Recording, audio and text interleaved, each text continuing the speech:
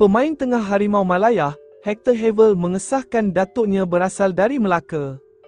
Hal ini dinyatakan sendiri pemain tengah berusia 29 tahun itu apabila ditanya tentang hubungan keluarganya dengan Malaysia. "Ya, datuk saya berasal dari Melaka," kata pemain tengah Portimonense itu kepada media hari ini. Havel menjadi tumpuan selepas menjadi pemain terbaru berpangkalan di luar negara menyertai kem Harimau Malaya pada Mac lalu.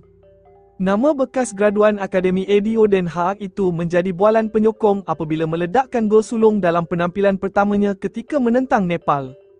Hector Havel juga mengakui bakal menyertai pasukan Johor Darul Ta'zim FC.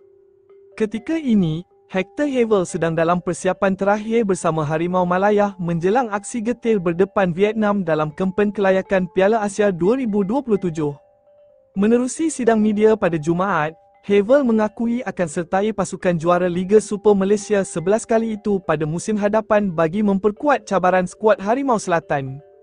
"Ya, saya akan sertai JDT pada musim akan datang," umum Hector Havel kepada pihak media. Just now you mentioned the JDT and so on. I mean, will you be staying on in Portugal or are you going to look to move on in Zaire? Is that? No, I will join JDT. Yeah.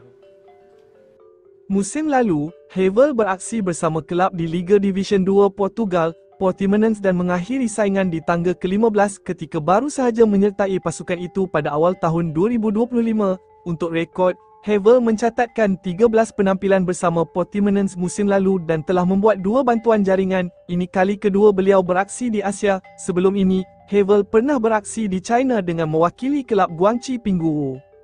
Pelan perlindungan perubatan komprehensif yang ditawarkan oleh AIA Malaysia. Pelan ini direka untuk memberikan perlindungan menyeluruh terhadap kos rawatan perubatan sambil menggalakkan gaya hidup sihat melalui ganjaran kesihatan. Kelebihan AIA Plus Health adalah perlindungan komprehensif, iaitu meliputi pelbagai jenis rawatan perubatan dengan had tahunan yang tinggi dan tiada had seumur hidup.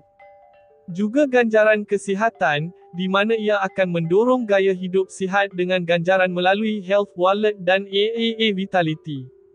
AIA Plus Health juga fleksibel, iaitu mempunyai pilihan pelan yang boleh disesuaikan mengikut keperluan dan bajet individu, serta mempunyai perlindungan jangka panjang, iaitu perlindungan sehingga umur 100 tahun, sesuai untuk perancangan kewangan jangka panjang.